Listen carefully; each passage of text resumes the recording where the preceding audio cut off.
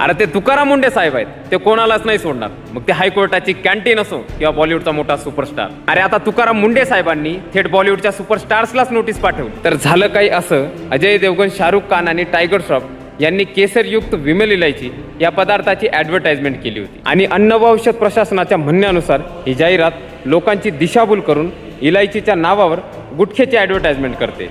अरे ही पुडी बघितल्यानंतर आपल्या मनात फक्त एकच पदार्थ येतो, तो म्हणजे गुटखा.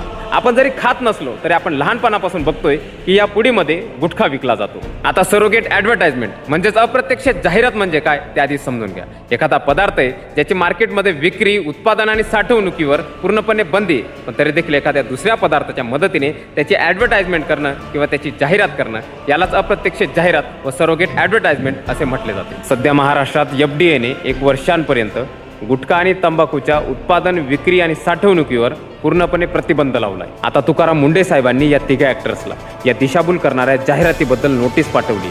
या 15 दिवसांच्या आत या जाहिरातीबद्दल आपलं स्पष्टीकरण द्या, नाहीतर आमच्या कारवाईला सामोरे जा. तर अशा या एकनिष्ठ, कर्तृत्ववान, इमानदार अधिकाऱ्याला सल्यूट. चला तर मित्रांनो, भेटूया आणि फॉलो करायला विसरू नका. जय महाराष्ट्र.